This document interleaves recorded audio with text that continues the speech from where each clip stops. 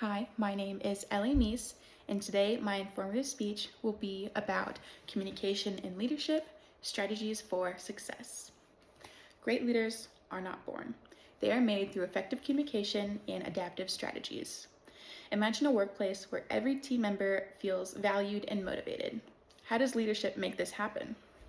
Today, we will be exploring key communication strategies and leadership approaches and actions that foster collaboration, build trust, and enhance group dynamics.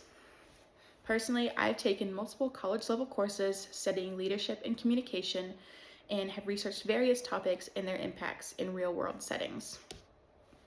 Whether you're a team leader, an aspiring manager, or an active team member, understanding effective communication and leadership strategies will empower you to contribute positively in any group setting. Let's learn more about effective leadership characteristics, leadership approaches, and strategies for effective communication in groups and teams. So the first thing we'll talk about is characteristics of effective leaders. Emergent leaders gain influence through competence and character, not title. Effective leaders exhibit qualities such as active listening, openness to innovation, adaptability, and integrity. All these traits foster trust and collaboration. So as you can see, I have a leader right here with the characteristics that I've stated previously, which makes them a good leader.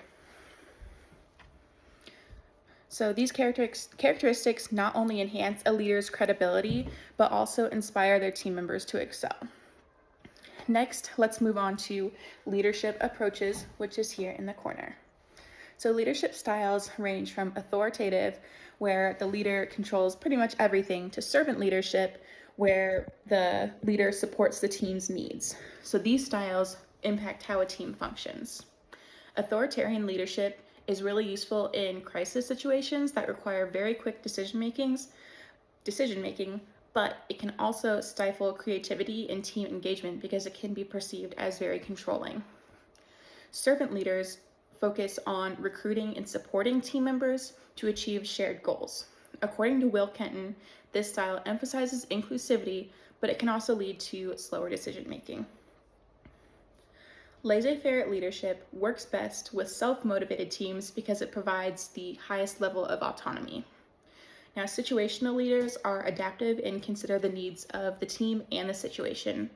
For instance, a leader might be more directive during a new project and become more collaborative once the team gains experience and confidence. Democratic leaders encourage shared decision-making, which empowers team members and fosters innovation. This approach works very well with building morale and commitment. Effective leaders know when to apply these different styles to achieve the best outcomes for their teams. So as you can see in the corner of leadership approaches, I have mentioned that there is a time and place for each style. And in my infographic here, so these are a bunch of leaders and the leadership styles that I've talked about. And as you can see, they're color coordinated, and the leaders in the middle, they exhibit all of the colors. So there really is a time and place for each style, and every leader should probably know how to use each leadership style. Next, let's move on to strategies for communication in groups. Effective teams are unified by shared goals, commitment, and diverse perspectives. So we will take a look in the middle here. And so this is our team. As you can see, there's 4 green team members and a red team member. So these team members, they're exhibiting brainstorming, and so this is just generating creative ideas without judgment. The goal is really just to think of as many ideas as possible about a specific topic. They're also engaging in round-robin discussions, so this ensures equal participation and allows people to share their opinions without the fear of critique from others. Dialogue is also another great strategy. So this encourages open-minded conversation and just makes room for understanding. And so remember, the goal in these situations isn't to make a decision or start a debate. It's simply to actively listen. Now, let's talk about this one red group member. So this member is and this team member is exhibiting groupthink, and this can be a big problem in teams. So this is the tendency of people to support ideas without challenging them or providing any alternatives. So it can be seen as a quick way to make decisions or end a meeting, but in reality, it means that there probably wasn't a lot of critical thinking involved in their decisions. So this can be addressed by challenging ideas to avoid shallow consensuses.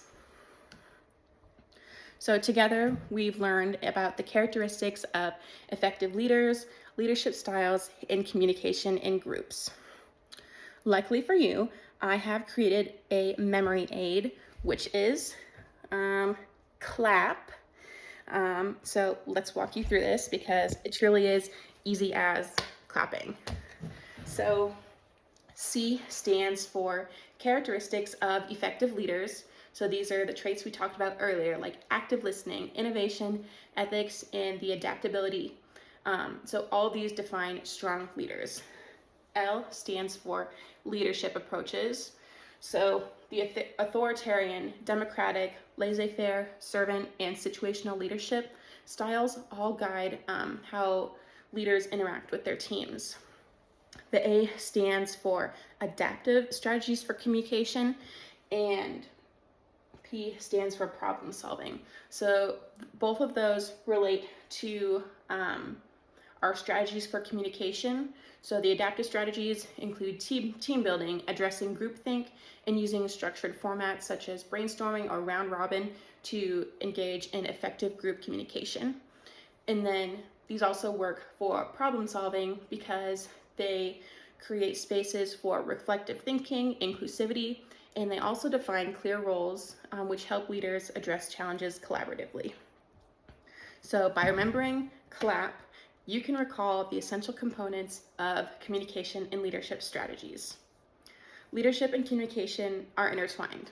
Effective leaders adapt their approach, prioritize their team cohesion, as well as ensure open dialogue.